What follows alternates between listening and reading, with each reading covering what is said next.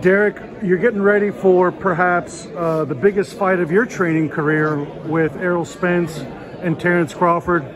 You know, a lot of times in a fight like this, a lot gets talked about, a lot of talk about strategy, but once these fighters get in the ring, sometimes that strategy goes out the door. With a fight like this, what is Errol's preparation looking like, and what are you training him to take care of to be prepared? Preparation is looking good. I mean, a lot of times when fighters get hit, yeah, the strategy and game plan do go out the window. But I think in a high-stakes game like this, these guys got to stay focused and make sure that they don't lose focus. Mm-hmm. And how are you keeping Errol focused? You know, we talked about that 16th month layoff. Yeah. How has he been keeping himself busy in the gym and still being ready for fight night? Well, I think that is the key element for him is just to be able to know who he is and never really get outside of what we really want to do, and that's what we really want to win. Chop him down, keep breaking him down. That's the key element. Keep breaking him down, keep breaking him down. So that's all I want to do. You know, he has 13 out of 14 knockouts in his last fights, stopped everyone at welterweight. How do you also prepare for power that perhaps Terence Crawford? Man, who the fuck he fought, man? What you talking about, man? Who he fought? 13 or 14, who are those guys? Okay, there we go. That's the next question. So, let's talk about it. Are you concerned about Terence Crawford's power? Everybody can punch. Everybody can punch. Everybody can punch. Mm-hmm. Listen, it's easier to beat guys who are less. Like, that don't mean anything. I mean, like, you fighting on the guys who can't. I mean, obviously, Errol's resume is a lot better than Terence. Like so you mentioned the guy with the shaky resume. You say, oh yeah, obviously. Come on, man. Well, I'm talking about Terence's power because he has stopped everyone at welterweight, and he fought at 135. After Errol broke those two, and what's the guy in Australia? Was he really a real fighter? He beat Pacquiao. Joe Horn. Jeff Horn, yes. And he fights. He beat a junior, and was it junior? Yeah. And, come on, man. With Errol, what do you think he needs to do best in order to be successful? Just be himself, be the best version of himself. Go out there and stay focused. Mm-hmm.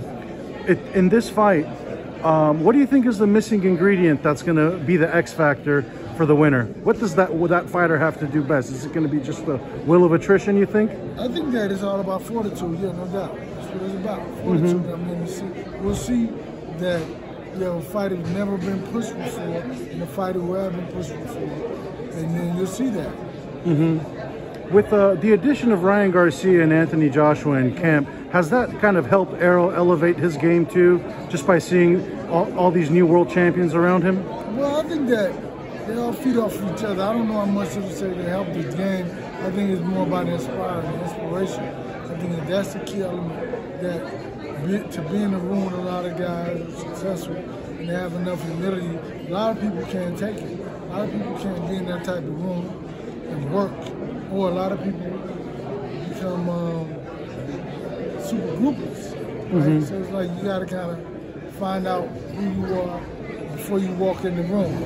So, and to be with a group of guys like that, you know, everybody gets along really well. Absolutely. Well, let's talk about Ryan Garcia for a quick minute. How did that relationship come to be where he came to you and handed you the coaching keys to his career? Well, it was something where he called Errol, and then he texted me. Errol gave my information. He texted me, and then after that, we got together. He flew to Dallas. And really, when he texted me, he was already in Dallas. Flew to Dallas, and after that, it was like, hey, we talk. Okay, let's go. What do you think? What are you going to be focusing on in the reinvention of Ryan Garcia? Yeah, man, just working on his skill set in his boxing ability, and just building his boxing, building, and more about it. Let's see. What do you? How soon could we expect him in the ring at a first? That I don't know. You got to talk to him. You see your Oscar all over the internet talking. Hey, I don't know. So, at 140 pounds, you think who would you like to see him fight? I don't do that, man. I don't pick the fights. I just get him ready for him. I don't, it's not my choice who fights. I want him to fight whoever he wants to fight. Oh, what is one thing you want to improve on with Ryan the most? I don't know. We'll see. That's something private, you know. We tell everybody what's wrong with him, and, you know, we just gonna build on whatever private. And lastly, with Anthony Joshua, looks like he's going to be in the ring for August 12th. Is the plan for Spence and Joshua to be in camp at the same time? Yeah, they've been in camp. Yeah, Joshua's been in camp. I feel like they started. They've been in camp. Yeah, he's in Dallas. He's been in Dallas like the past 2.5 weeks. I think maybe 4 weeks, 5 days. He's been there for almost a month. With Anthony Joshua, were you pleased with how the first fight went with him? Yeah, he did everything I asked him to do. You know, a lot of people got a lot of grief. He's a boxer with boxing. And listen, he mentally destroyed the guy, and that was the key element. And he only got hit with a couple big shots. He won 12 rounds and won every round. So I mean, I don't know what people want. He did exactly what I asked him to do. If they got an issue, come talk to me.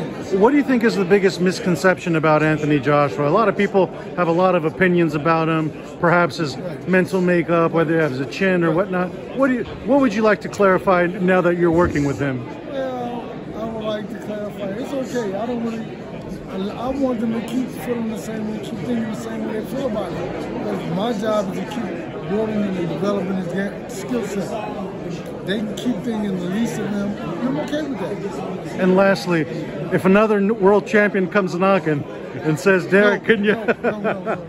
I'm done. I'm retired. I'm no more. You're happy with the stable you got? I'm done. I said that the most fighters I've ever trained to fight, and with the next, I have a Ryan fights and Frank fights.